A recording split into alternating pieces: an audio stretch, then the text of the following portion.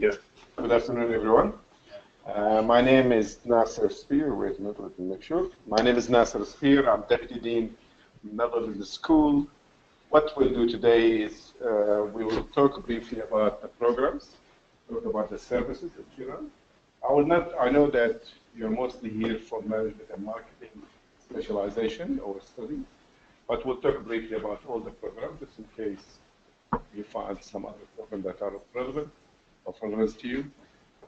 We also will talk about what we deliver outside the classroom, the experiential learning opportunity, the enrichment programs. We'll talk about some of the practical subjects that our students involved in.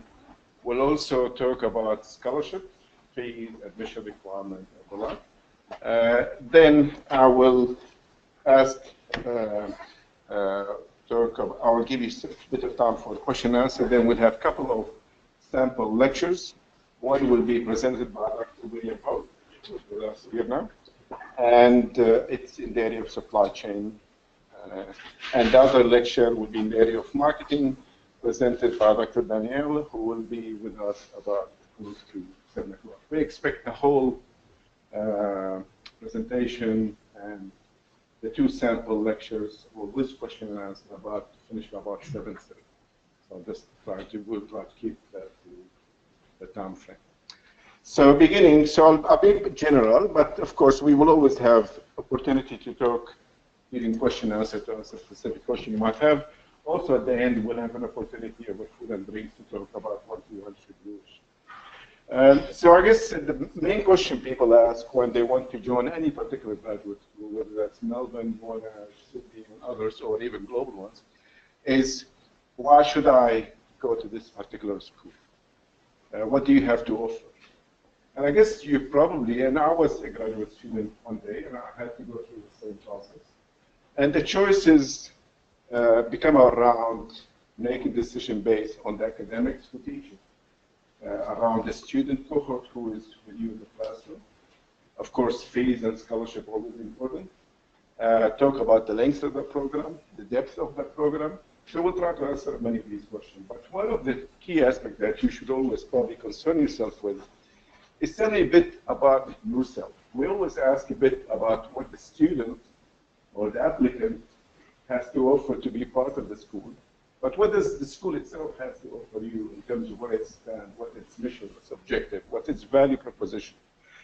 I think if I were to summarize what Melbourne Business School stands for, is about trying to make an impact in everything we do. This is, of course, we talk about developing people who will take leadership positions, whether that's in for-profit organization, or that's government entity, or that's in social enterprises, or wherever they are engaged in locally or internationally. But I think the main point is, are they able to make an impact? So we have to prepare our students to make that particular leap, to move from being a student to being a person who can change and who can adapt to change as well. That's one of our main objectives. We do this through a number of ways. The creation of knowledge.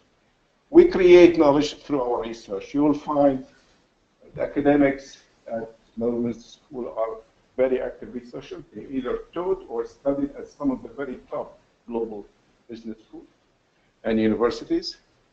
In terms of the application, when we conduct our consulting work with industry, with government, local and international, and our executive training, when we do it in terms of the dissemination of that business knowledge, whether it is in the classroom or outside the classroom. So we try to keep to that mission in a number of ways, but I think the main point is we want people to make an impact, and we want, of course, people who change us and try to drive us to continue to evolve in terms of our mission to make an impact ourselves. So I guess one of the key things I ask, and this is something you'll probably start to practice from now as you make an interest in graduate school, is the transition from undergraduate to graduate requires a very active student body. So this comes, and I hope to see it when it comes down to question and answer time, that I get questions. I don't get passive audience. So prepare your question as I'm speaking. I guess how we measure we are making progress. Many business schools and many universities look at their ranking. I think we all agree rankings are not an end in themselves, but ranking are indicators of progress. And specifically, I think probably one thing positive I would say that Australia is blessed because many of Australia's top schools are in the top 100 university globally. So that's very good positive. I think for us, the measure is not just how well we do in specific discipline area, but in aggregate as university, in aggregate as business school, but how we do relative to how we did in the past. Are we improving? Are we making better impact? Are we making better value proposition? Are our students being employed? Is the reputation of the school any higher, and so on? So there is a number of dimensions in all of these ranking, and we focus on the dimension in the ranking rather than in the aggregate figure that comes as a summary of the ranking. Because you can be number 1 in mobility and number 90 in reputation. I don't know. So the point is you need to focus on improving yourself across all dimensions. For you, of course, the interest is employability. Right? You come to business school, you make X amount of dollar investment. It's about the return on investment. And I think that's the value proposition that probably for you need to seek answer to. So what we have, I'll start by talking briefly about the programs in general. The program for us probably split into between 2 sets of programs that focus on those who are recent graduate or early career. Recent graduate, people who just finished their undergraduate or just had 1 or 2 year experience, nothing more than that. And those are typically students that are either finished, for example, science or art or even business, but they want to change field of studies. And for those who are aware of the Melbourne model, it's about people making develop their capabilities in their top school as an undergraduate and then make professional choices at the graduate level. So by this time, you are making choices that you know you want to be in this field. So that means people could be just recently graduate. Of course, we also have program for experienced professionals, whether that's being multiple years of experience or a significant number of experience. We've got a wide variety of programs, and I'll talk briefly about those as well. The program we offer mostly are on campus. Melbourne has always been an on-campus learning experience, and it's still the case. But we have introduced a blended learning throughout our subject. You will find varying levels of blended learning within these subjects, of course, as evolving in the technology and the way the subjects are being delivered nowadays. But we're also introducing, as of 2018, our first fully online program. At this stage, it's a graduate certificate in business, and one of the academic delivering a subject in that certificate, a Dr. William Fox. So you will also see him online if you decided to go on the online product. So let's talk briefly now about the early career programs. So the early career coursework program, the main suite of program is called Master of Management Suite. So Master of Management, think of it as an MBA, because traditionally we all know about graduate school meaning MBA or research program. So think MBA, but for pre-experienced audience for early career. So the Master of Management is a suite of programs developing people capabilities in multiple disciplinary in accounting, finance, HR, management, marketing, but you can specialize in any of these areas. The length of a program is 2 years or 1.5 years, depending on your academic background, and depending on the subject you studied as part of your undergraduate. So you don't have to have studied Bachelor of Business in Marketing. You could have done Bachelor of Science and have a set of business subjects as a sequence of 2, 3, 4 subjects in business that would qualify to be considered sufficiently broad to give you basic business foundation to qualify into a short program. So we will make that assessment upon the application. So 1.5 to 2 years, depending on the background. You have individual specialization as noted before you, or you can have, if you have business background and you want to join to shift your specialization, say undergraduate in marketing, now you want to do accounting specialization in the graduate level, you can do that. You can either do individual specialization, or you could do multiple dual specializations, such as what we see is accounting and finance is one of the options. Of course, the length is a bit longer, 2 years. The reason for it is whenever you talk about accounting and finance, we're talking about professional qualification requirement, and certain subjects must be taken to meet those professional requirements. We also have the Master of International Business. It's a very similar in spirit and idea behind the Master of Management, but the focus is on the international operation of a global organization. So very similar, 1.5 to 2 years, depending on your cognitive background. But whenever we talk about international business, the definition of cognitive background takes on a broader scope than if you're doing, say, accounting or finance. Because you could be talking about within law, you could be talking in different area, international relations, for example, and so on. And in addition to the generalist Master of Management or Master of International Business, we do have specialist coursework.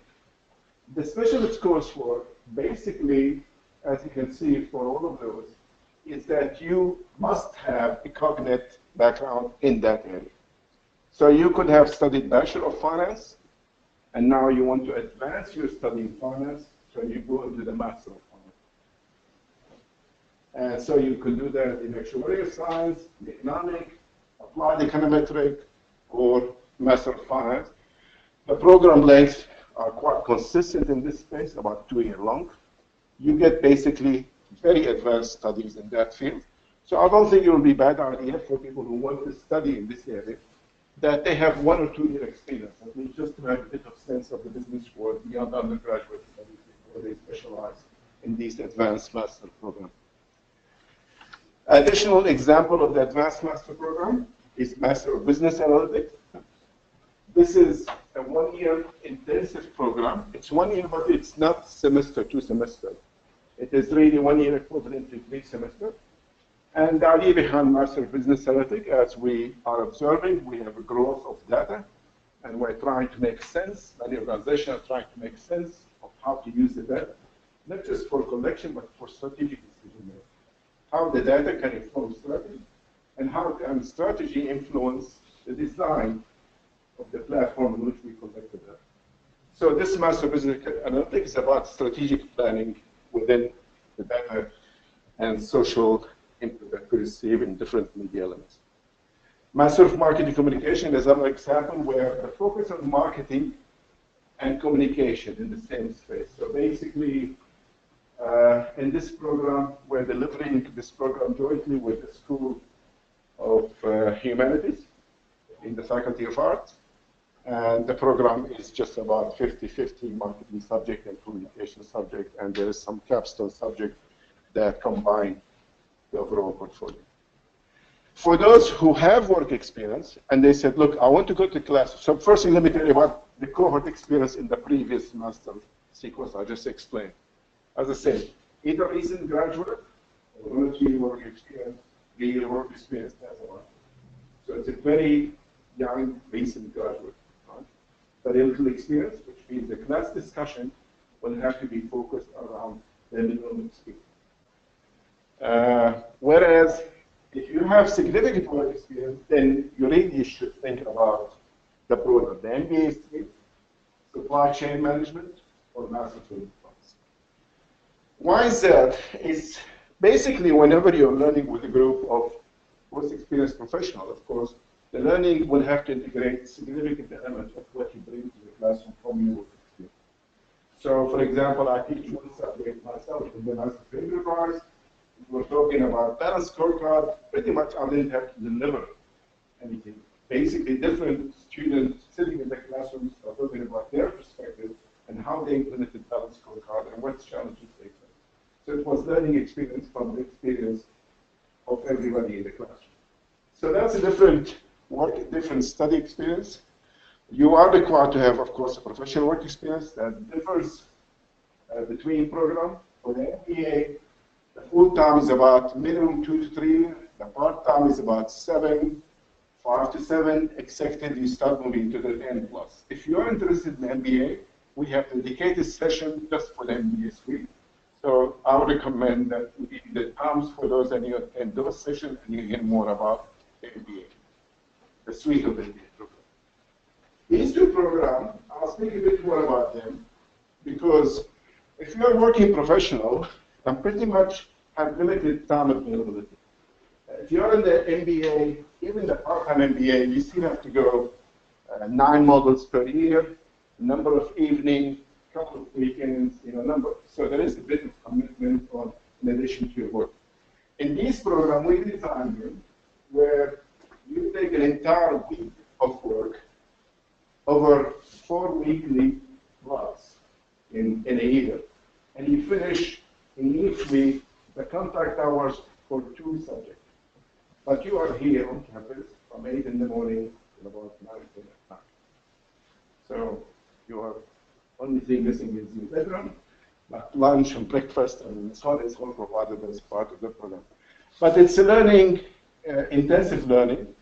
But then you go, you have no contact level for 2 months until you have another week. So in between, you're working on the examination, the project, and the major assignment. Each subject will have 3 elements. The unique aspect about both of these programs is that every assignment, every project is geared toward the organization you come from. So effectively, you're learning, mostly people who come in here, basically they are already placed working within a particular organization, trying to move into leadership role in these organizations, and they basically have the advantage of applying everything they learn in the classroom to that particular organization or to that industry, if they choose to. Of course, if you are unemployed, you can choose the industry that you want to be or the industries you are aspiring to join. But basically, they are, it says 1.5 years, but in 1.5 years, it's not semesterly, it's weekly months, as I said.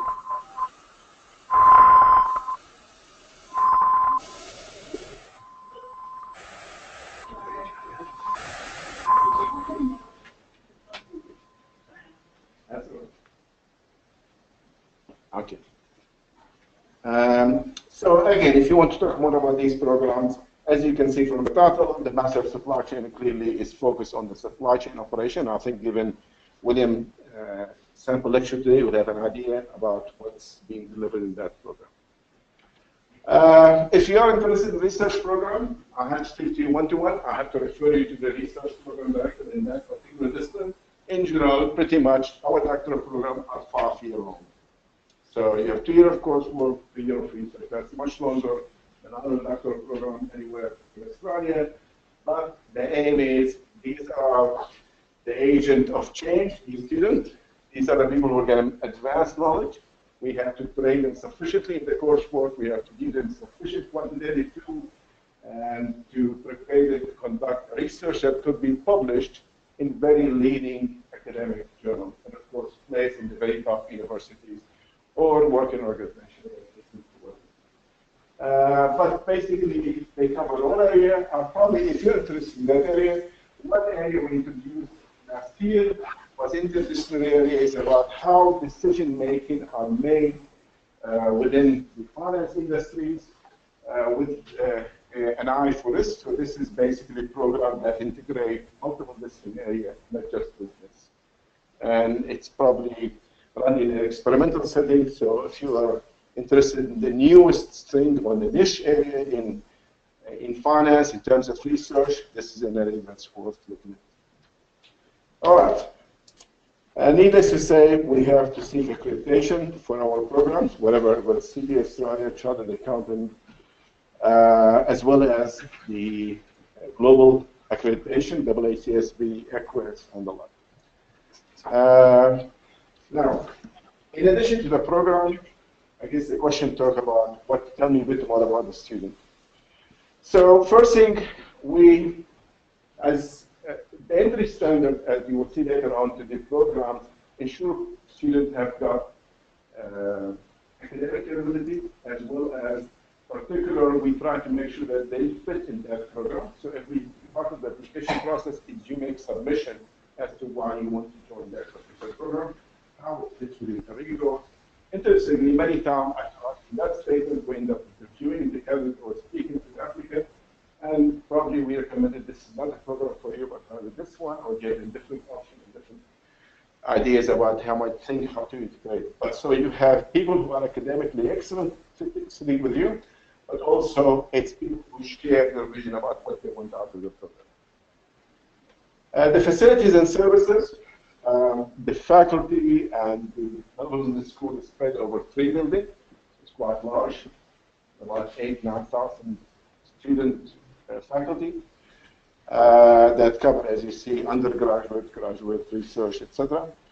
And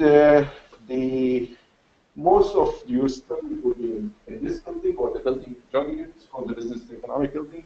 If you're into the MBA, then there is a separate building for that across the street.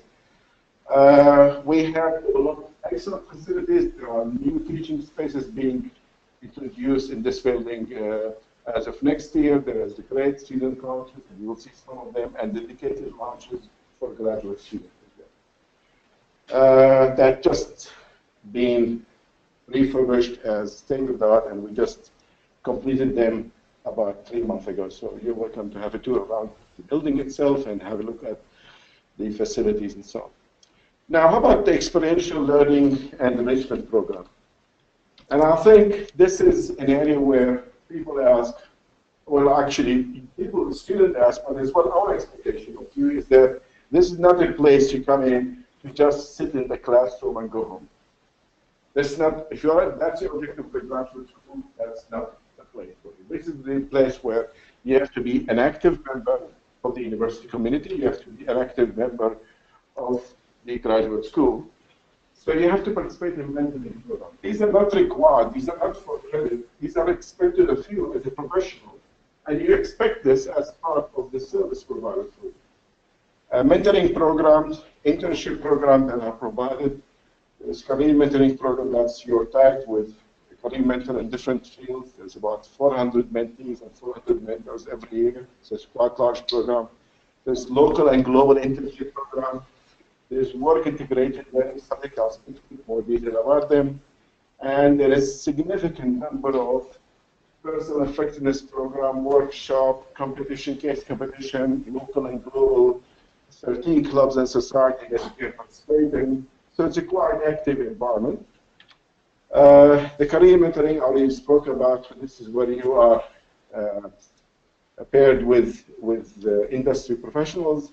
The internship, some are signed agreement with those organizations, some are dealt with post or in a case-by-case basis.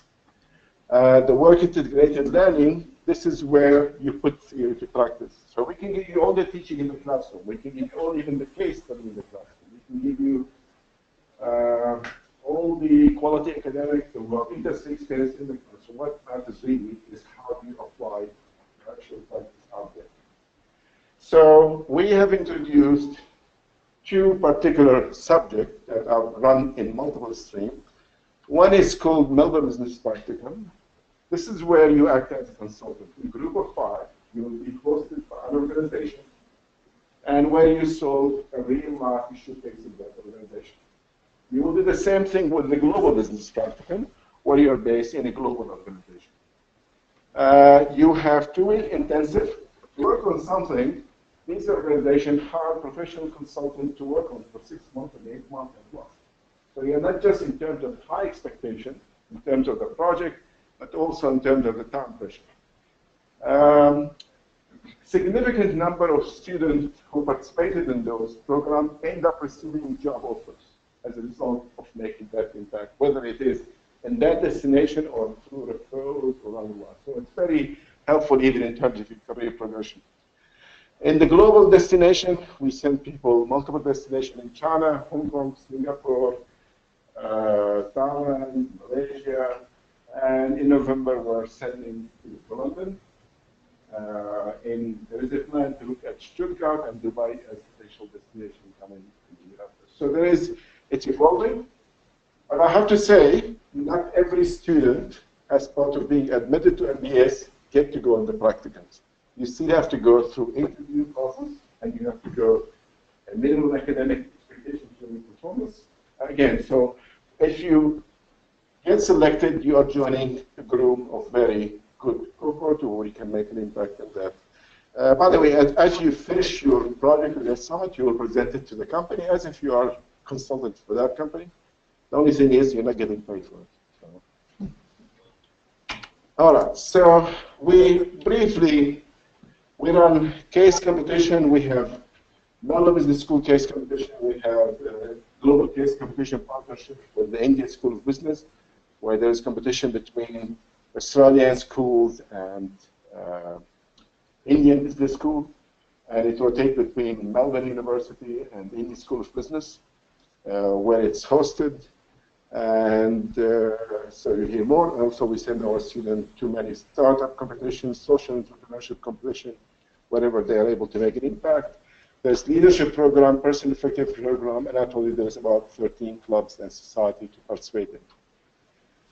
So briefly, this is all what we have to offer within 20 minutes or so. What do you need to submit? If you're an international student, you definitely need denials. But of course, international students who did not complete prior studies in English or institution where the teaching language is in English and assessment was in English. So if you have done that, if you study in Australia or an English teaching institution, then you don't need IELTS. Certain programs for international students will require the GMAT or the GRE, and you see those lists of the programs. So an international applicant for those specialist master's program, but only if you haven't previously completed your study in Australia or New Zealand. What's the GMAT GRE? Is basically a 4-hour intensive test, Malta Business School required.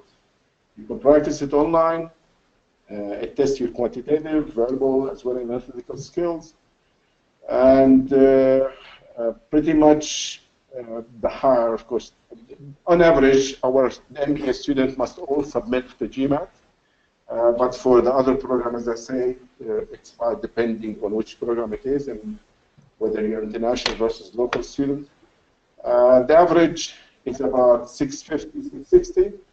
And for the MBA, the average is around 700. Whenever you are over 700, you are probably, by the way, GMAT is required for all, or GRE required for the PhD as well. And it's basically students achieve over 700 if they are in that space. Scholarship. I think Melbourne Business School has the most comprehensive scholarship scheme for both local and international students. We do have significant trust. We've got significant faculty commitment in terms of the number and the value of the scholarship, that they range in value between 25 and 100%. You don't have to apply for a scholarship. As part of the application to join the program, we assess you automatically for a scholarship. That's why we look at your personal statement, we look at your academic record, and we'll call you sometimes, and we'll interview you sometimes. You will be either told immediately about your scholarship offer, or if your performance is way up there, so we try to let you know right away. If, however, you are still very good student, but we think you belong to a pool, we assess later on. So because we want to wait till we get all the application in place to ensure that there is a fair distribution of the scholarship, so you will be in a scholarship pool and you'll be advised immediately after closing of the deadline for application. Commonwealth supported places are awarded on the basis of academic merit. For those of you who are following the budget discussion, probably will lose Commonwealth supported places in the graduate space anyway, within a couple of years. So while it is around, we will award it. And we also have to say, we award scholarship to continuing students who did not commence on scholarship. So if your GPA was not high enough to run scholarship and commencement, we track your performance. And again, you don't have to apply. We review performance of students every 4 subjects, every 6+ subject. And if you're performing at equivalent level to what we think is a scholarship student, we will award the scholarship. You will receive an email or letter from us, and you just awarded CSP place or scholarship award.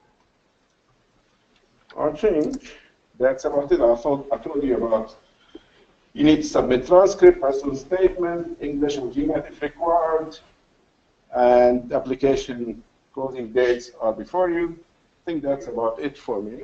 I'll now hope you have saved your questions, and now you're gonna all hit me with it. So, go. My name is Ola. I'm in marketing, and I'm very interested in the Master of Marketing, the part-time one that's only for master's students. I think you haven't covered that. Right.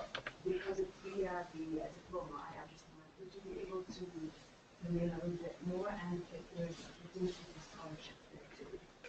All right. So that's a lever within the MBA specialist lecture.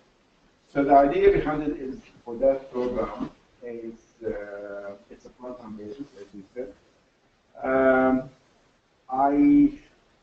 So we have scholarship for the Master of Marketing. I doubt there is one available for it. There is only scholarship available within the post-experience program or for the full-time MBA.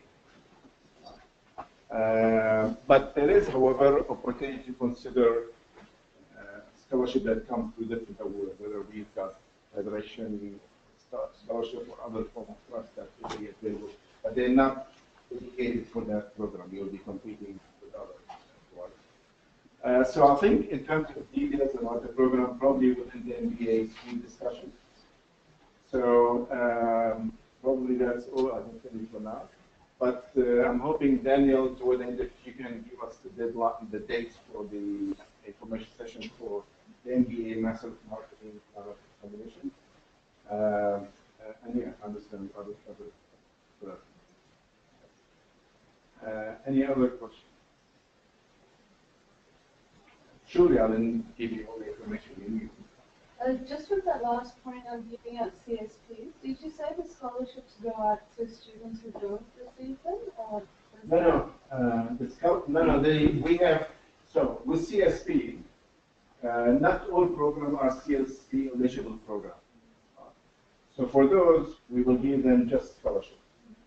But for CSP eligible program, we will allocate CSP, and then we allocate scholarship in addition. Oh.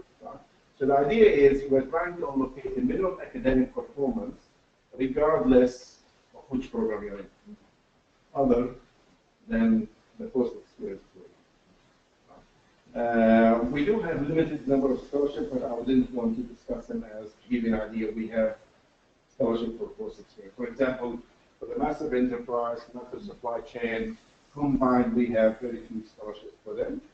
The reason for it is many of the entry criteria is based on work experience, and academic merit sometimes is very historical. I guess some people come with significant work experience, so they could not have high academic, but they have a great work experience. So locating the scholarship on an equitable basis based on academic merit becomes quite difficult. But I think you can always make a case. But so effectively, probably will give you an idea of how we allocate scholarship for those for our program. Pretty much, we guarantee you, while the government still allows CSP, if you have come to us with a transcript that is 80% or higher, Melbourne equivalent, then we guarantee you CSP place, if it's a CSP eligible program. We have gone in some occasion as low as 77, 76%. If you are below that, we have went as far as 74, 73, we are given 50%. In some cases, we even get 25% near admission scholarship, about 72. Why I say 72, 73? Because if you look at Melbourne, the average academic performance across all graduate schools, across all undergraduate schools, is about 70. So we're trying to make sure that if you get a scholarship student based on academic merit, you have to be higher than the average. That's really the main point, right? So, yeah, so I guess, so if you come to us with 80%, you will hear from us right away about CSP or 50% scholarship or whatever it is. But if you are, say, sitting in the 74, 73, then you go into the pool, and they will let you know whether you got time, depending on the number available and who else is applying at the time. Yes? In terms of transferring credits, will they recognize chartered accountants subjects? Okay. We only, So with chartered accountants, we already have one agreement based on their postgraduate diploma, correct? They've got postgraduate diploma. So that's recognized as level 8 as AQS, level 8. So we give a credit up to 4 subjects into the Master of Enterprise. But for any other program, we don't have that credit arrangement. The reason for it is we don't, like if you're going to say credit from that towards, say, an accounting, it becomes a bit unclear why you are in this program.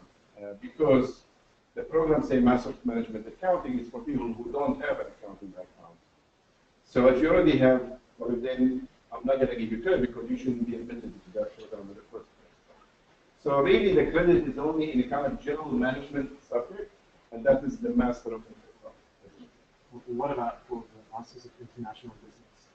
Yeah, so again, because the nature of international business is the subject as you look at them, there is little common in them. So you're saying it's you cannot get, would have to system the case by case. But in terms of arrangement that's already signed up with the Institute of Chartered Accounting, just a Master of Enterprise, and up to 4 subjects.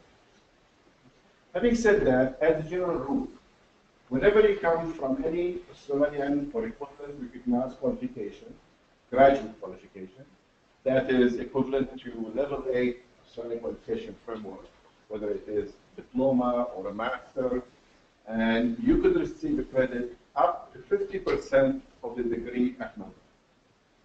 Maximum 50% of that place, so that brings us 2 years, the maximum you receive is 1 year. If it's less, then it's less, and so on. So those can be assessed always on a case by case. But in general, I think the default position is with the institute is we only agree with them on the master.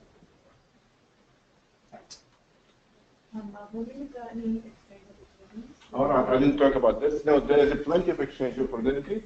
Actually, you mentioned MIB within the Master of International Business. We have tried to grow this program in developing additional dedicated dual degree arrangement and exchange opportunity for that program. But the exchange opportunity is available for other programs. Those could happen in one of 2 ways. Either pre-assigned agreement with that institution. So effectively, you know how many credits you receive or what subject equivalency is done. Or if it is not an agreement with the institution we signed with, then you have to apply to see, can you approve me for this agreement? And we have a social team of global engagement who will look and approve the credit for you. And then, but effectively, because it's graduate, probably will be maximum about 1 semester exchange.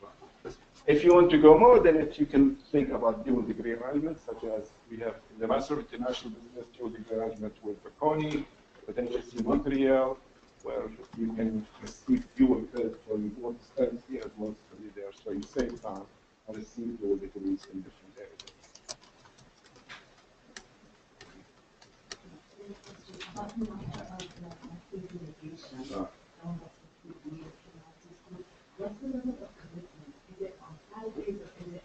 No, that's similar to the Master of Management. So it's delivered on a semester basis.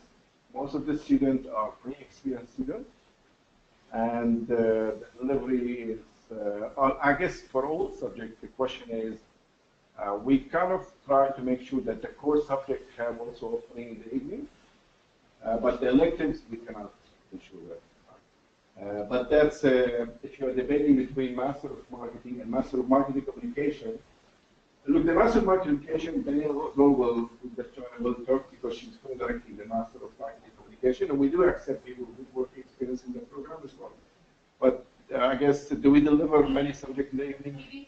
I think more from outside, from us, I don't think so. Yeah. So the communication program, marketing, yes. Yeah, so from the marketing side, a lot of our subjects, if they run twice, if they have a sort of a repeat is often in the evening.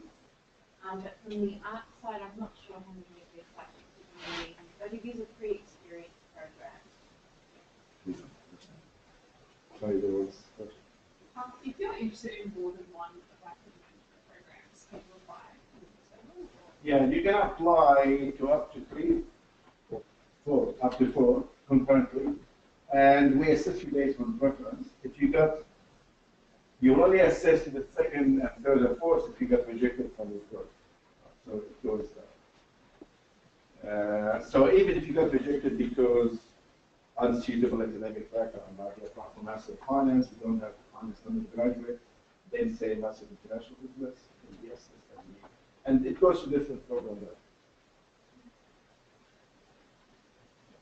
Hi, I'm just wondering the minimum requirement of Master of Management and International Business.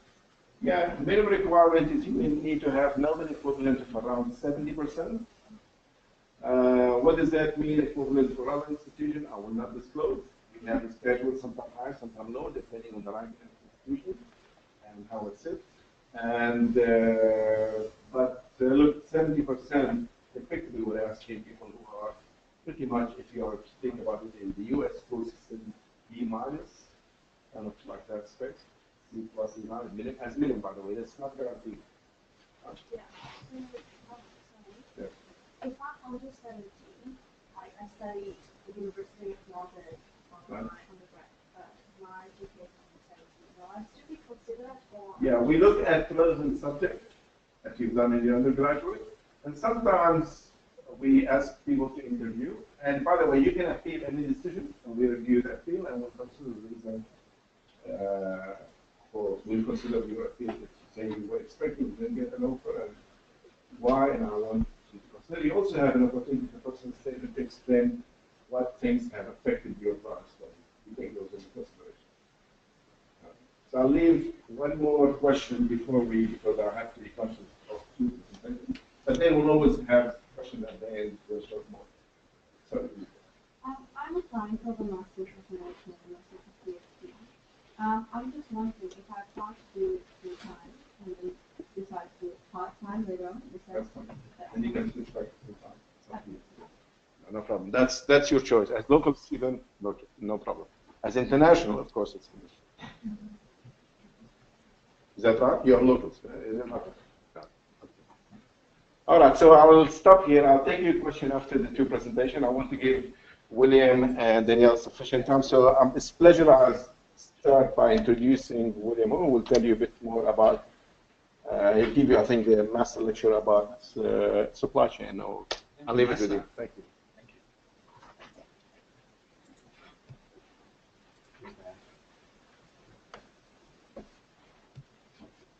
Good evening. Good evening, class. How are you today? Good. My name is William. I'm the senior lecturer in the Department of Management and Marketing. Welcome to the first lecture of our subject, procurement and logistics. So in this first lecture, we'll go through about the very important topic on strategic sourcing in the contemporary business environment, including what, why, and how. What is strategic sourcing? Why is strategic sourcing so important, and how? How does the organization source, and how should the organization source differently and more effectively? So these are the four areas what we are going to focus today. First of all, what is strategic sourcing? Before answering this question, we need to understand about supply chain. Have you heard about supply chain? What is supply chain? What are the three major elements or stakeholders across a supply chain? What are the stakeholders across a supply chain? Vendors, suppliers, exactly. So the suppliers will provide the raw materials or, in short, inputs for the organizations. And then the organizations will then convert the inputs into outputs and send to the customers. It is always better to have a real-life example in order to illustrate these supply chain. So let's use two different examples. What are the two major important things in our daily life? Transport and food, yes. Every morning when you get tired. Coffee, exactly. Coffee is the most important to us every day? Starbucks. What is the input? Coffee bean. Right?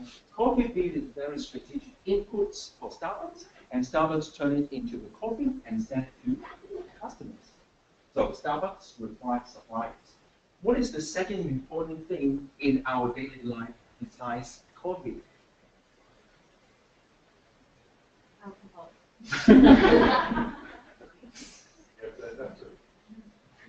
Besides wine, coffee, mobile phones. Exactly. Mobile phones. So Apple also requires suppliers for the electronic components. Let's say a camera or battery. This kind of thing is a strategic input for Apple in order to turn it into Apple iPad or Apple Watch and deliver to the customer. Therefore, this is what we call supply chain.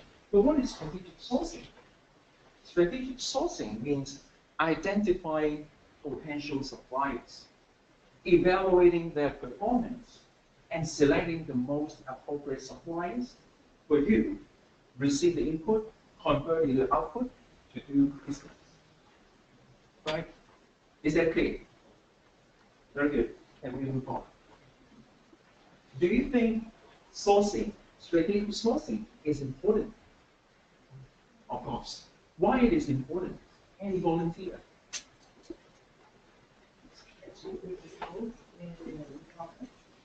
Exactly. No input, no product, no revenue. Very important. Thank you. Any other suggestions? Consistency of supply. Consistent with supply. Consistency of supply. That means the timing, right? Just in time. Receiving the available materials just in time. Very good. Any one more suggestions? Sorry? The quality of goods. Very good. So you have mentioned 3 out of 6 important reasons of having strategic sourcing. So the first one is reduce the total cost. In the automotive industry, let's say Honda, Toyota, what is the percentage of the cost of the automobiles come from purchased parts? Just guessing. What is the percentage of the cost of the automobiles comes from purchased parts? 50%, more than that.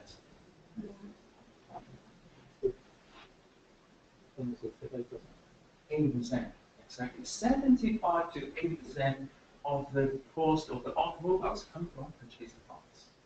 How about the Apple? What is the percentage of the cost of purchased parts compared with the cost of assembly? How much times more?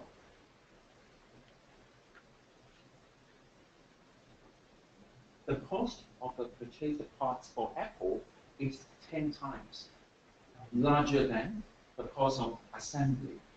Therefore, in this case, we need to work closely with our suppliers in order to reduce the total cost. Right? Remember, we are not aiming at unit cost, but total cost. The cost before transaction, the cost after transaction. Let's say if you would like to buy a second car, the unit cost is very cheap.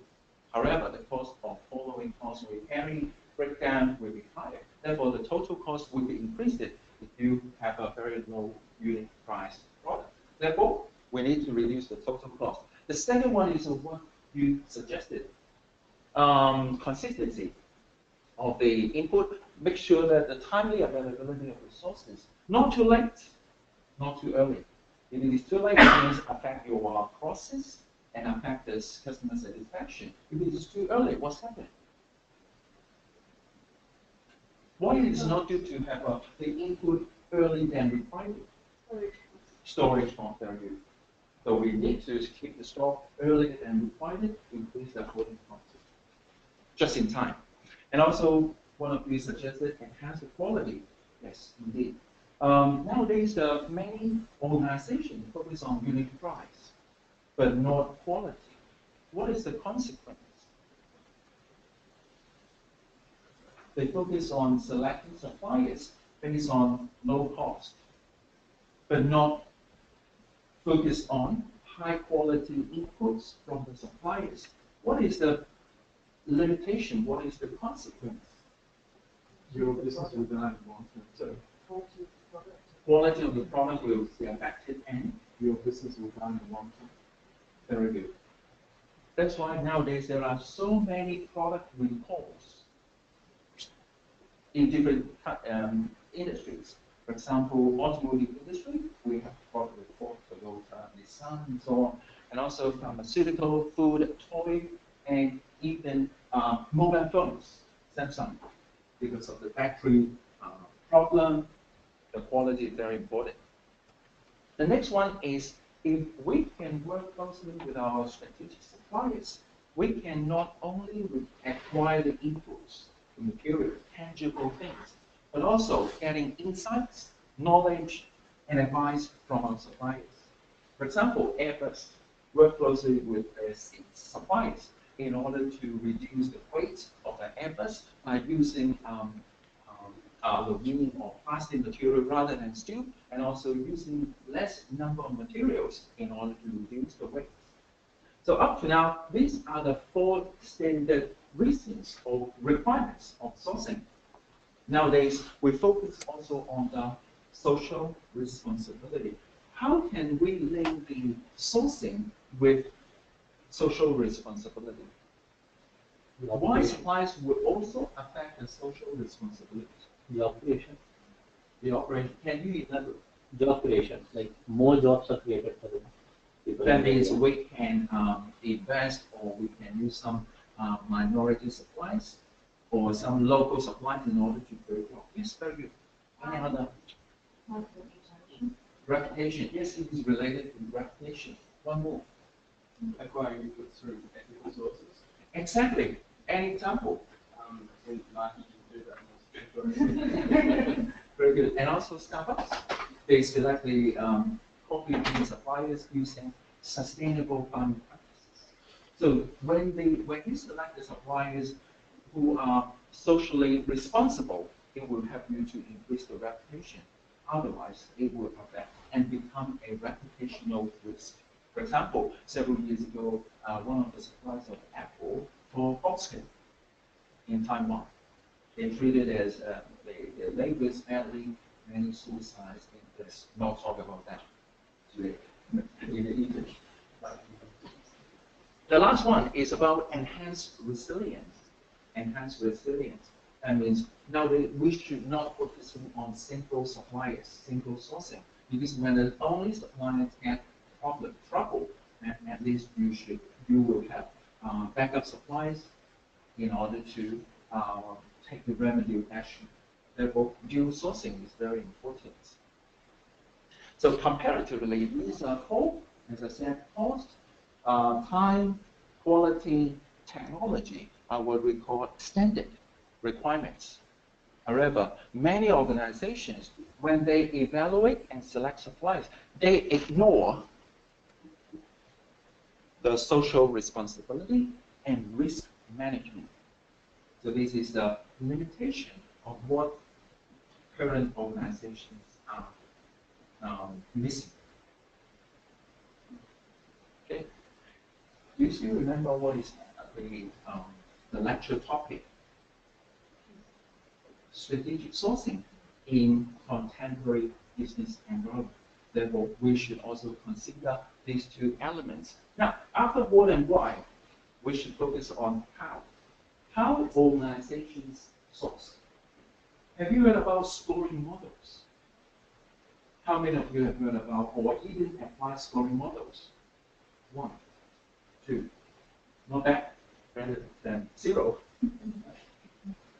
So there are many organizations are applying scoring models in order to evaluate and select suppliers. For example, HTC. HTC is applying a scoring model for the battery suppliers.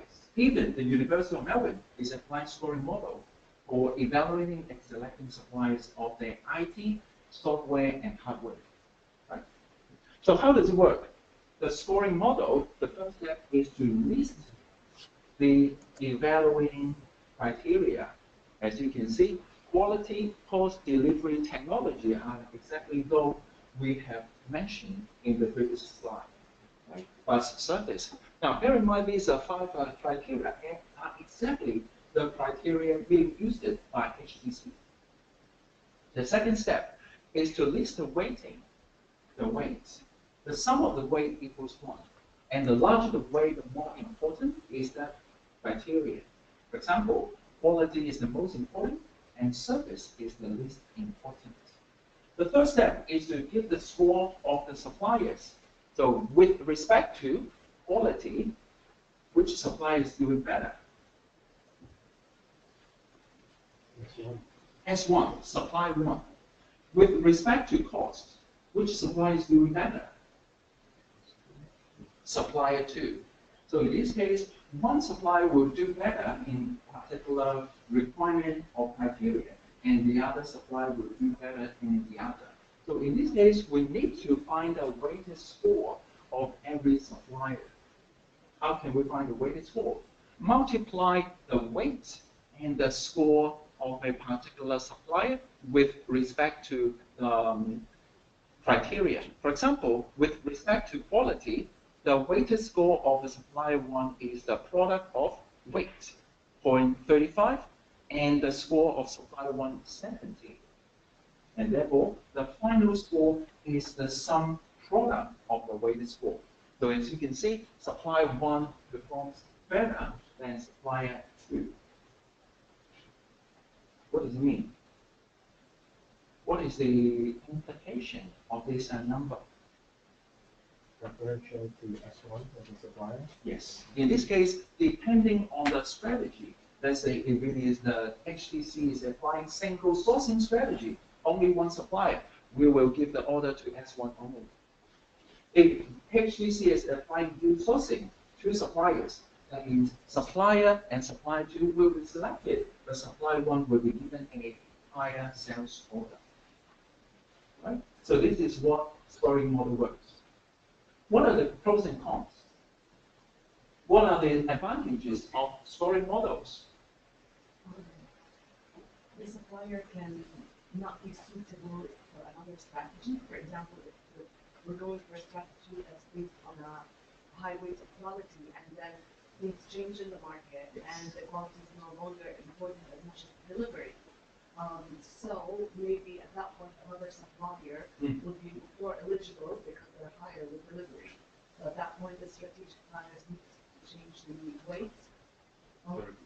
Yeah. So it does not account the dynamic situation. Right. What others? What are the limitations? There are 2 major limitations of the scoring model. Based on my experience, what I have seen is that this model is very specific for what we want. It's not generally applied for all the other things. Like we have certain particular technology requirements, so we just do it for that technology. But if there is something different we want, we can't use the same model for that, same output for that. We have to do again this reassessment for the different thing. Right. So the same thing has to be repeated again for each and every need that comes. Yes. So this model is only applicable for a particular product or service, but it is not the major limitations. One tip. Subjectivity, yes, indeed. The first limitation of scoring model is due to the first step. What is missing? According to the previous slide, besides quality, cost, technology, and time, what is missing? It's contemporary practice. What are the 2 contemporary factors missing? Social responsibility and resilient or risk management. Very good. So in this case, HTC or even other organizations applying scoring model do not take a holistic consideration of contemporary factors. First, what is the second major limitation? Now, this scoring model is usually being applied by a single department, that is purchasing or procurement department, without consulting with other senior management. So there is a chance of misalignment. That means they do not consult with, let's say, finance department, account department, quality department, or even senior management. So they just believe what purchasing department believes is important, but not holistic voices from different stakeholders. Right? So these are the two limitations. So when your organization are applying the scoring model, I'm not saying the scoring model is not good enough, but for the strategic inputs, very important items, we should not use the scoring model. Right? But for the standard item, yes, we can use the scoring model. So you need to understand how and under which circumstances we can use this model. Right. So this is a screenshot and summary of the survey conducted by PwC in about 4 years ago on sourcing and sourcing risk management. On the left-hand side, we can see the yearly spend on the sourcing suppliers. And on the right-hand side, you can see the yearly spend on supply risk management. What is the key message you can draw from these two figures?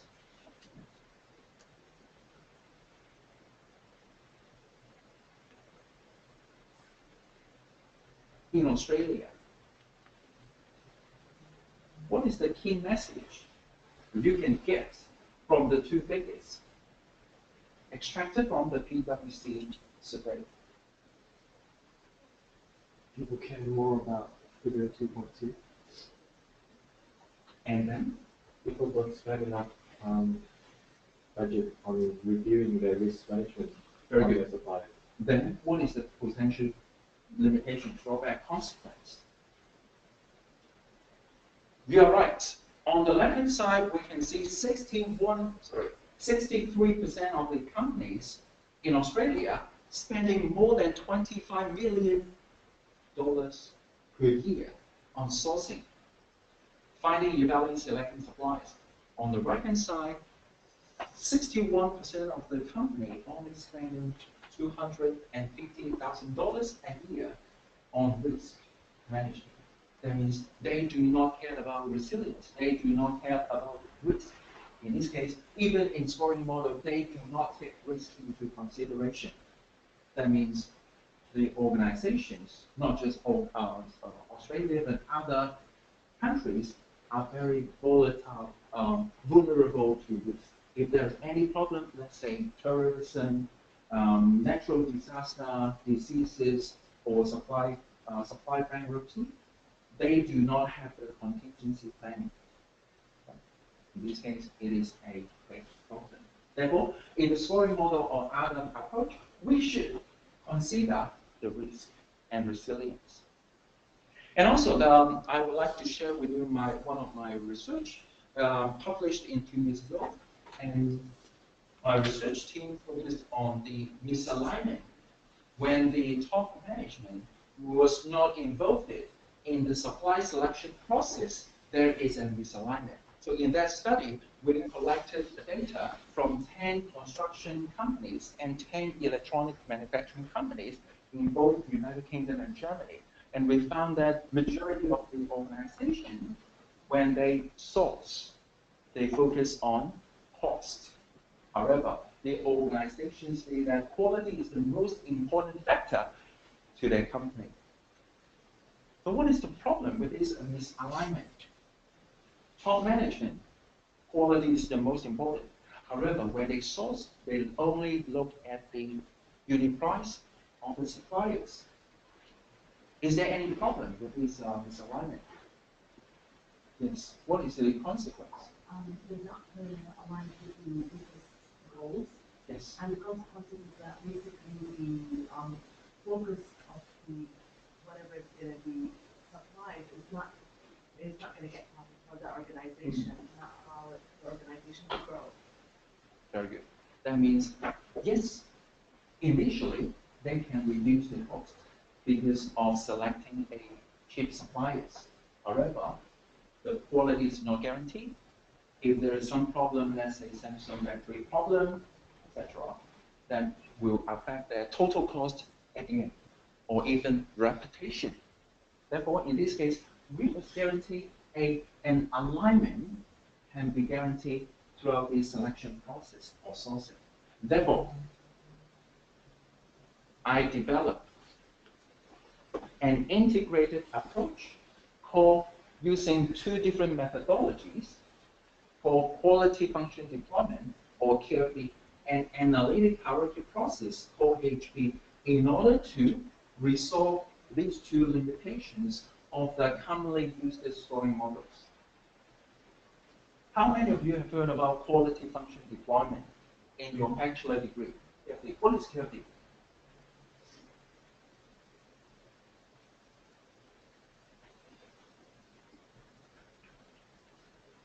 Each of the functions that are incorporated in the product would be with the quality highlight. It's very similar. So the quality function deployment is primarily used to design products and service based on the customer's voices. Now, in here, we use the QFD 3 times. 1, 2, 3, and I will explain the concept later on. And what is HP? Have you heard about HP? Analytic hierarchy process. HP is a multi-criteria decision-making method in order to be used in each of these QFD, in order to find the importance of different alternatives. So let's look at this QFD. Don't worry about the implementation, because the same time in next week, we will have a tutorial. So you will have a hands-on practice how to apply the QFD in your organization. So in the first QFD, we will have the first components, company stakeholder. We will involve different concerned stakeholders in the process. For example, finance, accounting, quality, logistics, purchasing, all together in order to express their requirements. For example, finance would like to reduce the total cost, quality to increase the quality, and so on.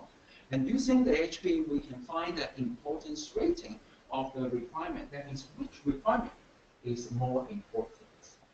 And afterwards, we will find, based on the requirements, and to relate and identify the evaluating factors. What is the difference between requirements and factors? Requirements are more high level or conceptual.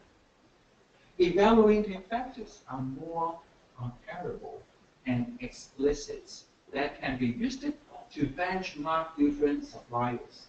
And using the HP again, we can find the importance of the evaluating factors. Which factors are more important than the others?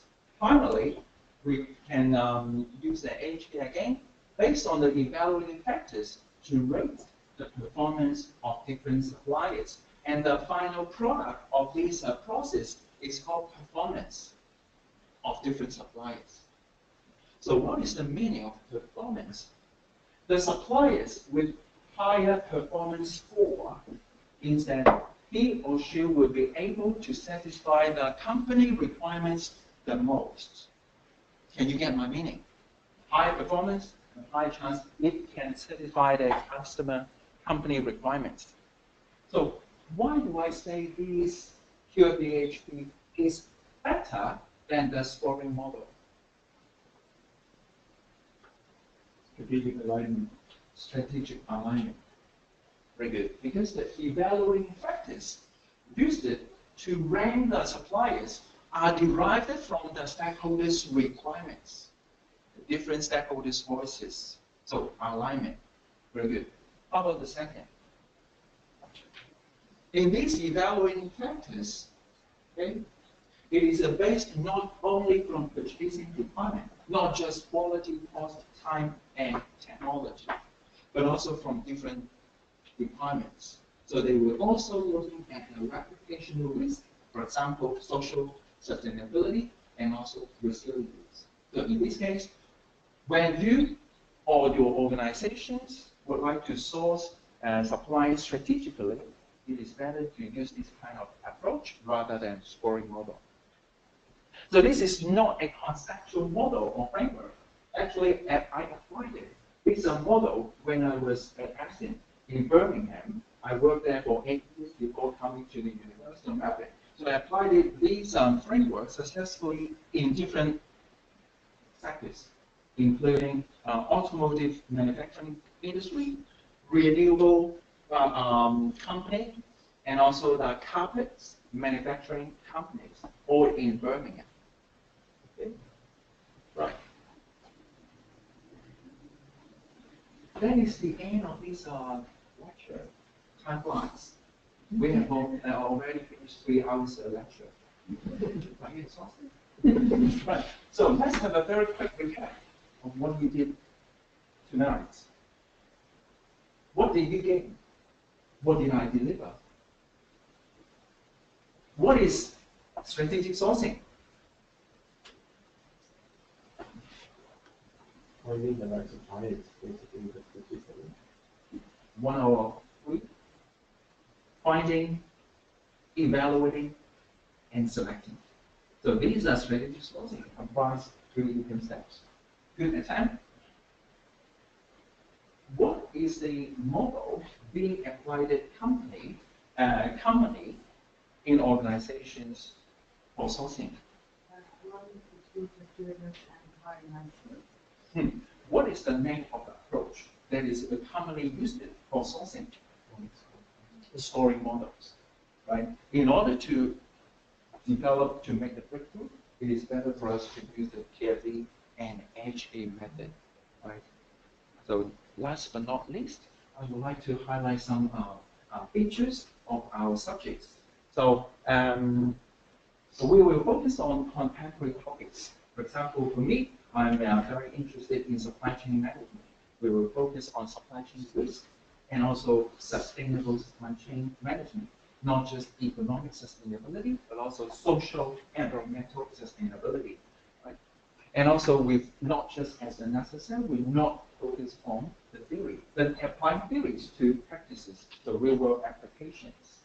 So our colleagues are very active in doing research, and we have a lot of extensive research and consultancy experience.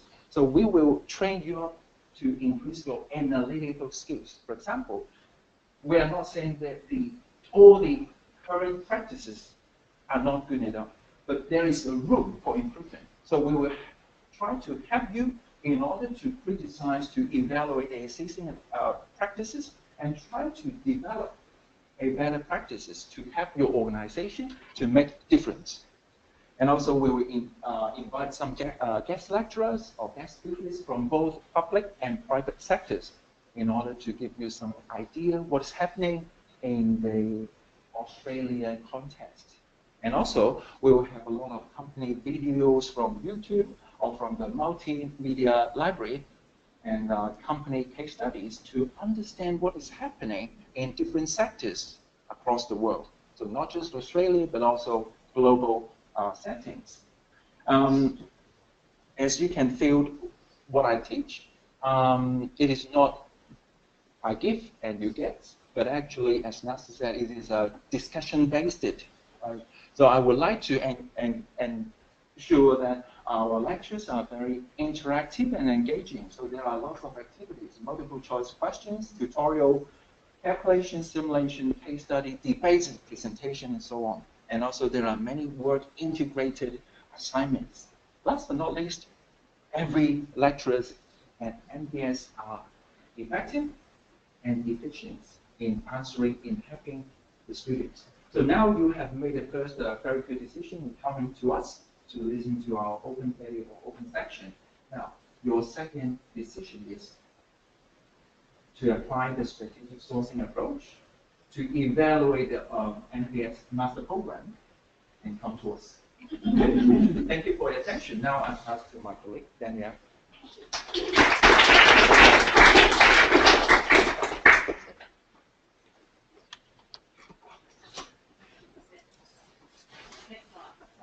Oh, did I shut it down? Yep. Sorry. They're all on the same line. Okay. And the sound. And internet. Yeah. Oh, good. Oh. Yes.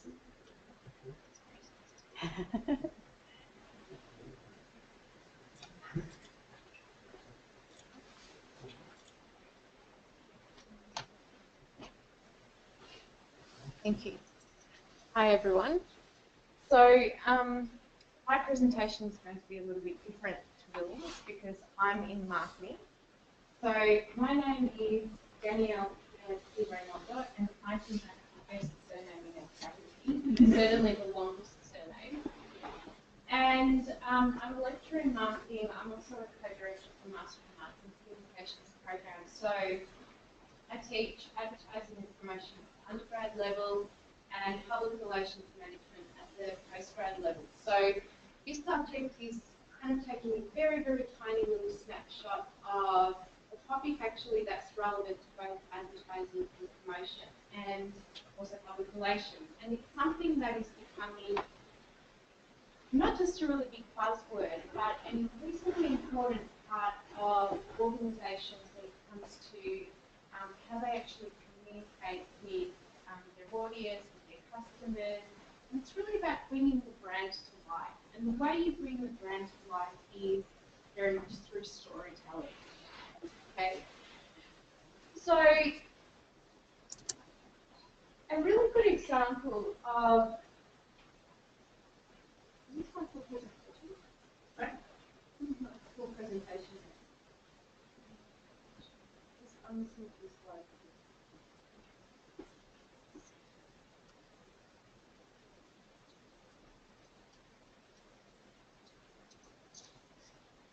If not, I've got the memory stick. Did you want to put that in at the last one? Yeah, that's fine. Yeah.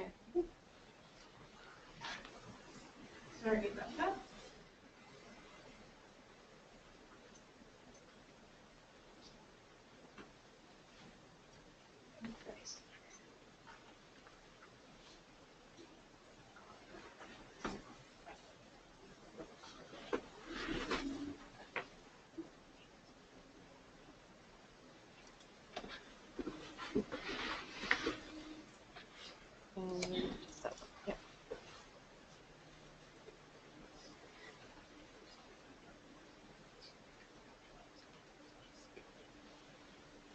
So, storytelling is increasingly important in the art of communication and the art of persuasion.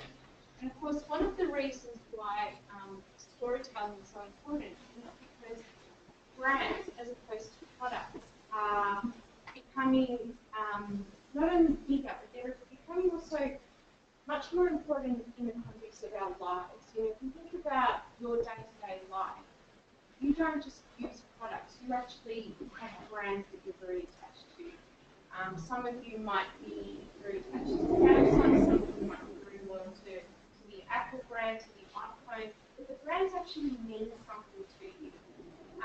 They become part of our lifestyles, they become and kind of reinforce our values and help to define in many respects who we actually are.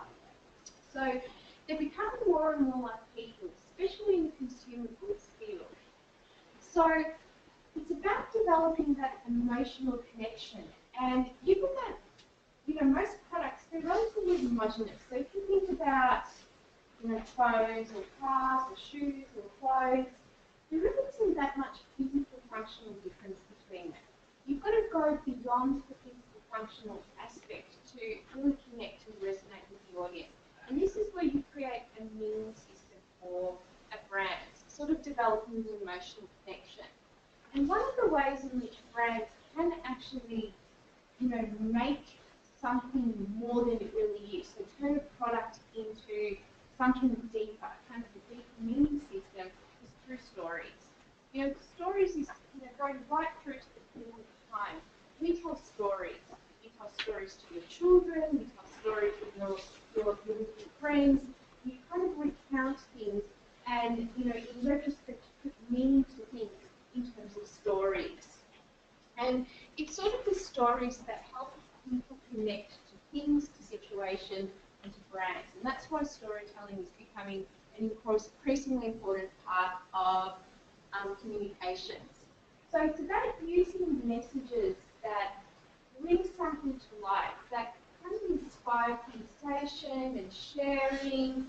And one of the reasons why it's so important is it can also help to influence reputation and kind of create a point of difference. So if you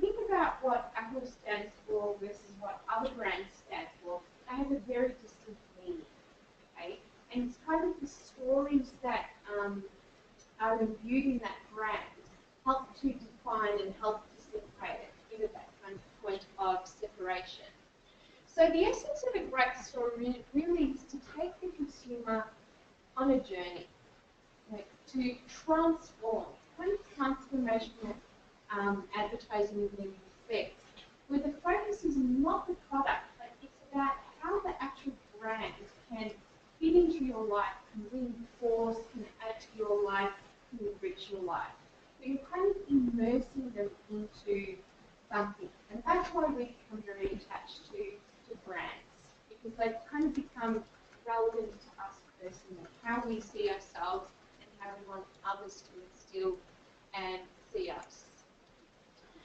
So, as a sort of a bit of a context, I thought I'd show you a very successful example of how storytelling can be used to put meaning into something that we know, we think about, it's kind of there, it's a historical aspect, but we don't often think beyond just the simple basic thoughts. So this is turning something very historical into life and giving extra meaning.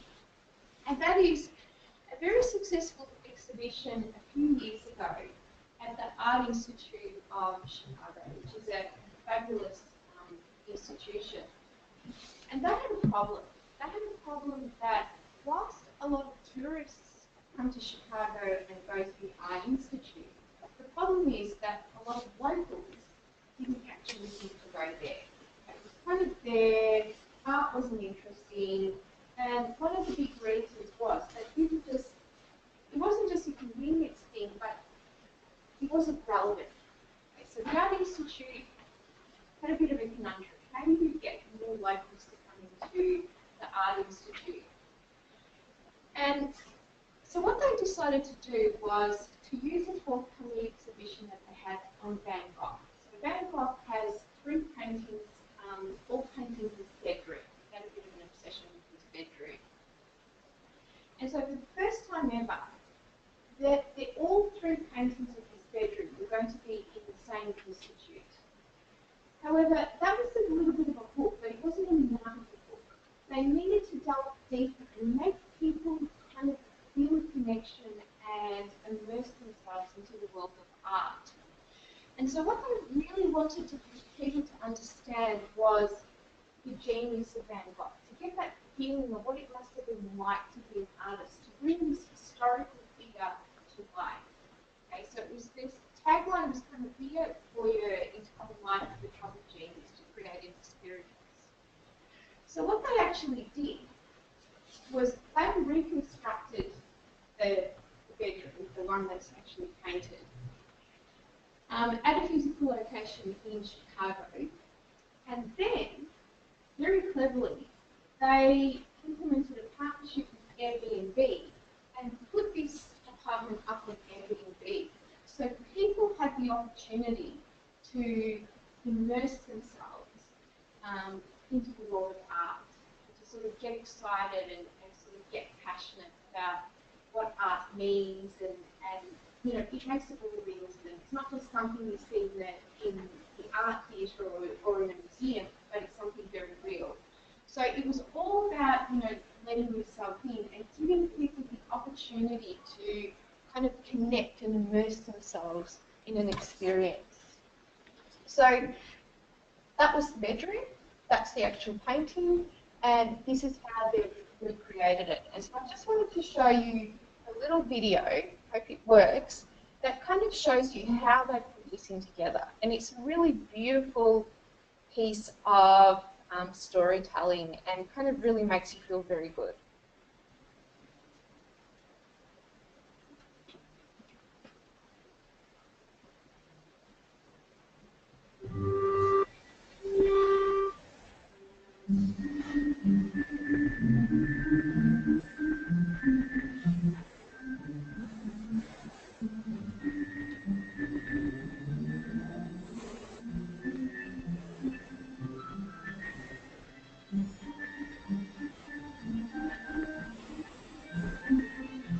The Art Institute of Chicago is now launching an interactive experience with the help of Airbnb. You can live like Vincent Van Gogh in 2 years.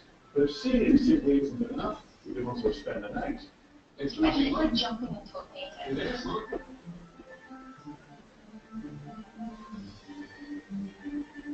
Van Gogh's 1888 bedroom painting was recreated and made available to everyone on Airbnb. The perfect platform to immerse yourself into the life of your host. It's already sold out for this month. There's always next month. Good luck scoring the night in the room. The first block of nights sold out in 5 minutes, and the guests who got in were thrilled. Within 1 week, this story was covered in over 100 countries. The room not only let people inside Van Gogh's art, it also told the world that Van Gogh's bedrooms had come to the Art Institute of Chicago.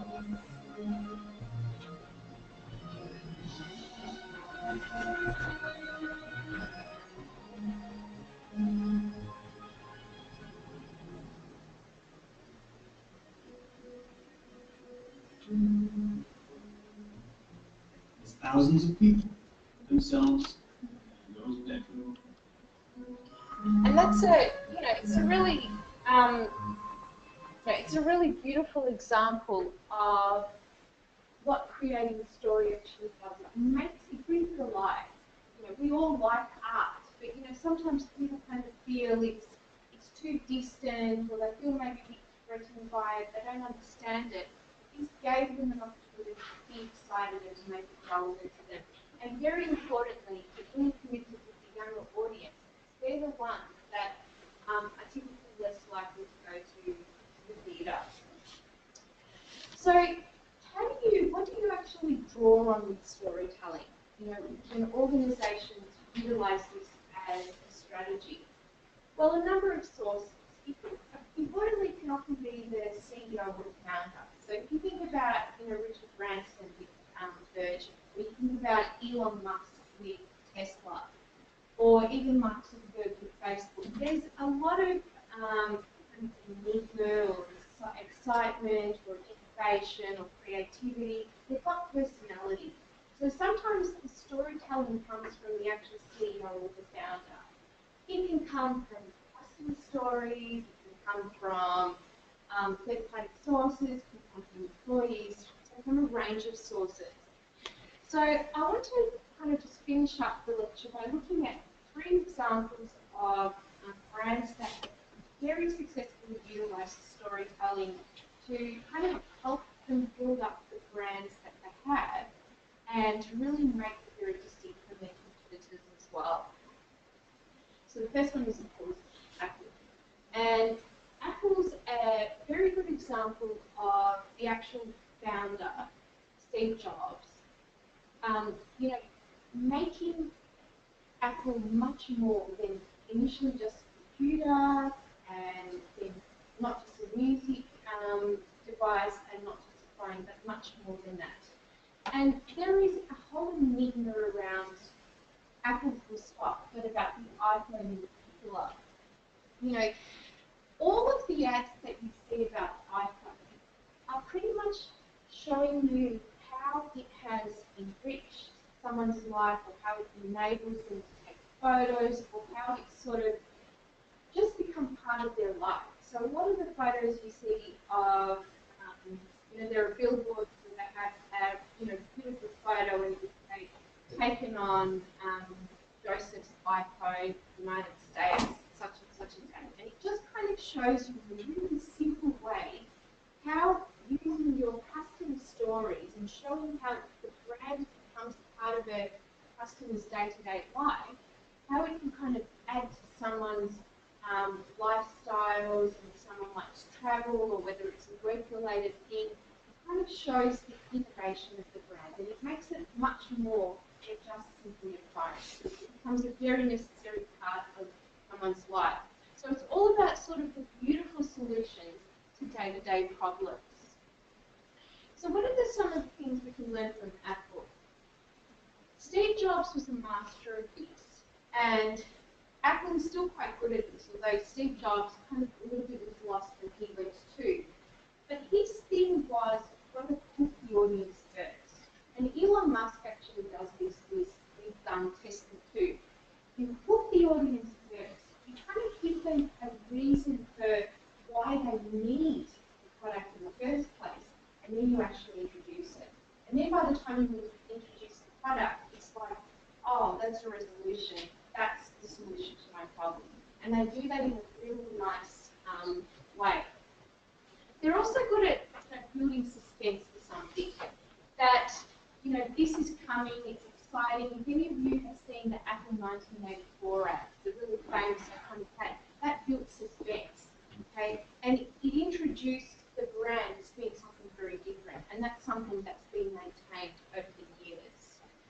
And finally, it's about how customers can successfully actually use the product, how it helps their lives, changes their lives, becomes just a natural, organic, natural part of their lives. And that's something that Apple has done very well. The next one I want to talk about is Adidas. Just very quickly, because I know that we're running out of time. So Adidas has firmly become entrenched in pop culture. So if you think about Nike, if you think about Adidas, if you think about Puma, there's a fairly significant difference between Nike and Adidas in particular. Both are really good at storytelling. Nike, however, has sort of firmly associated itself with sports. Adidas, of course, has done that too, but they have been far more interested in creating a very distinct personality for their brand, for aligning it with pop culture and urban culture. And even more recently, aligning it with kind of hip-hop culture as well. So for them, it's about establishing the cool factor. It's about creating the point of differentiation so that it's not just about athletics, but it's actually a fashion brand, something that helps define who you actually are. And I wanted to show you their most recent ad that is quite controversial. It's called the Original Is Never Finished campaign. And this is a really interesting campaign because it's bringing in old and new. It's drawing on, it even makes references, for example, to Botticelli. It's bringing in Snoop Dogg. So it's kind of got a whole mixture of different elements and visual and creative arts in there. But once again, it's putting in that story and helping to define and distinguish what Adidas actually stands for, which is, as you'll see from this ad, completely different to Nike.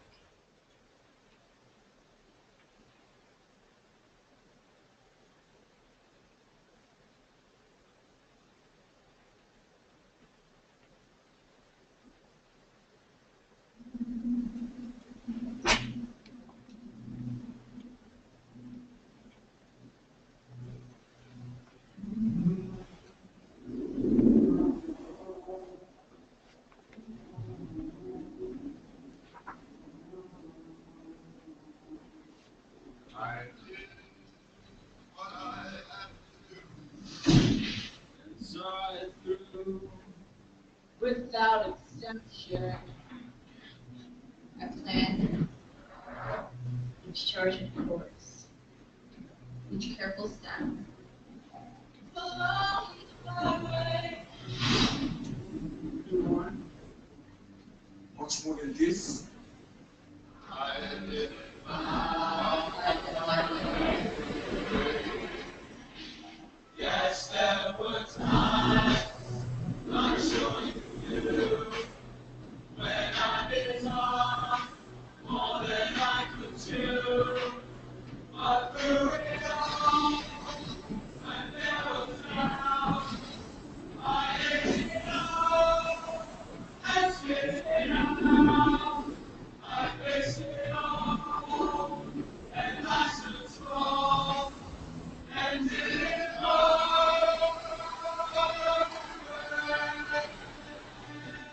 So they're creating a very distinct position for themselves, even a little bit controversial. You know, this one has kind of stepped up Adidas to an even different level, and I think narrowing their particular focus about who they're aligning themselves with and which brand is actually relevant for. But nonetheless, you know, the fact that it's not about the shoes, it's not about the clothes, it's about sort of the broader immersion into being relevant to what the consumers actually want, the type of lifestyle that they have. That's really what they're trying to do here. So what can we learn from Adidas? Know what connects your customers to you. Okay? They know they want to be part of a certain culture amongst a certain group. So what's relevant? What language do you use? What celebrities do you use? What sort of imagery do you use to make you relevant to them? They also understand that it's about emotion. You know, the actual product itself, all runs are the same. Even if you go to Kmart, you're not going to be that much inferior to an expensive pair of shoes. They'll still allow you to get from A to B and to engage in some kind of sports. It's not about that. It's about the emotion. It's about sort of what people feel when they see or hear for important little wear in your particular brand, what it actually means to them. And very importantly, something Adidas has done through content marketing, they've created a community. And the community is important because that fosters even more stories that people kind of share and tell, because you're part of a like-minded group of people who like the same things, feel the same way, and sort of behave in a certain way. So it helps set you apart from other people, but helps you to belong to the group of people that are relevant to you. And the last one is Google. Completely different brand. Google is a part of our life. It's even becoming an adjective, you know, we Google something. And Google in many respects doesn't have to advertise at all, because we breathe, we need air, we need coffee in the morning, we need our Google. Okay? We can't live without Google, right? So Google doesn't do a hard sell. They don't do ads about how good Google is, because they don't need to do that. Rather, they have used their own customer stories to help us see, to help us understand how we rely so heavily on Google, how pretty much every single thing we do, whether it's for work, whether it's for pleasure, whether it's for travel, whether it's for searching for something, the first thing we can return to in a lot of instances is Google. So there's no kind of branding. Their message is clear that Google is an important part of your life. And they just let the everyday, normal things that we do set that as the tone for, you know, creating this kind of a brand meaning for consumers. So the last one I want to show you is their most recent campaign called the Google Search Reunion. And this is a really beautiful example of what Google is so good at doing. ये मैं ये यूसुफ लौड़े आसी लाहौर में मालेगर के सामने एक बड़ा बाग था। उस बाग का गेट बापा आता था। रोज शाम को हमने वहाँ पतंगे उड़ानी और उसके बाद जाके यूसुफ की दुकान से जजरियाँ चुरा के खानी। जजरिया? मेरी पोती मुंबई वाली।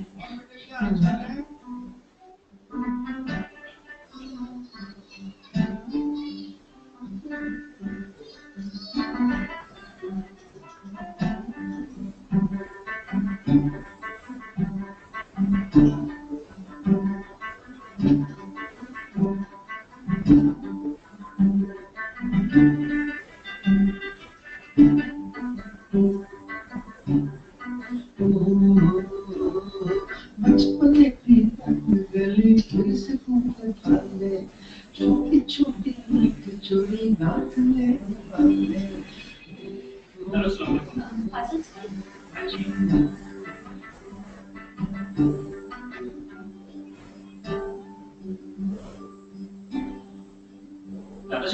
दिल्ली से किसने कॉल है? Hello Yusuf uncle? कौन? जी मैं सुमन बोल रही हूँ दिल्ली से, आपके बचपन के दोस्त बलदेव जी की पोती। याद है बचपन में हम दोनों झंझरिया चुरा के खाते थे?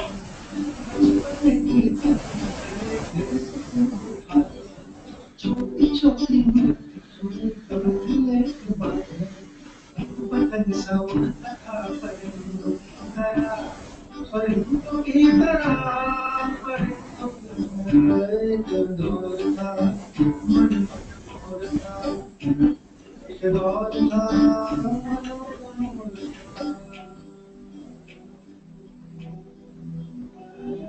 पार्टीशन के वक्त हम रातों रात हिंदुस्तान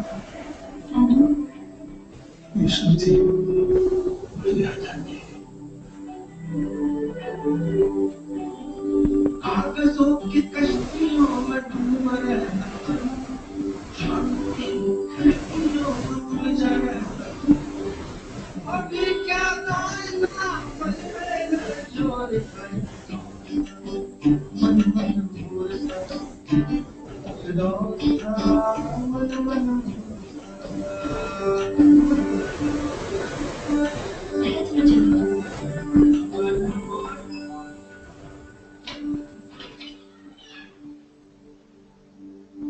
हाँ जी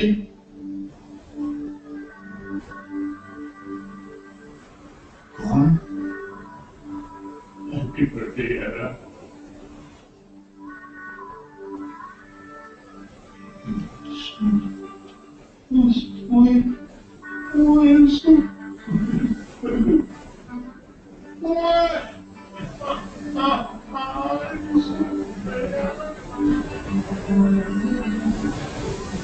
It's very emotional. It almost makes you want to cry. But that's actually what you do with Google. It's all the time, what is this? And then it's the next one, and it's the next one. It's just seamless. It's just done in a really beautiful, natural way. So how can we learn from Google? Sometimes you just got to ditch the sales pitch. Okay? It's just about letting the story take hold. And in this instance, if they try to do more than that with the Coursework, just kind of allow the natural story what we do when we use Google and sort of turn that into what the brand stands for. It just makes it much more real to us and also helps to kind of solidify that we really can't live without Google. It's such an integral part of our lives. It also allows you to experience a variety of emotions. You know, because you use it for practical things, but you can use it for things that give you a lot of pleasure as well, such as travel. And then finally, actually using customers. So what's relevant to your customers, how your customers use your product, and you can weave a really nice, simple ad campaign based on that. And once again, it just kind of allows you to immerse yourself into a brand and turn it into much more than just simply a functional product. So that's all I have. That is a very, very little snapshot. So I'm sorry that I kept you so late, but thank you very much for listening. I'd like to think that we told MBS story through William and Danielle. So that's basically the end of our presentation. There is plenty of food and drinks, and probably we're expecting you to start getting hold of it a bit earlier. But please join us here, and we'll be happy to all answer your questions and any networking you can talk to. There is a number of people from the admission team as well. There is Daniel here, and we've got Katie, we've got Hamish, and Mark. And Mark. So we're all around. So we're just going through this stuff. Oh, that's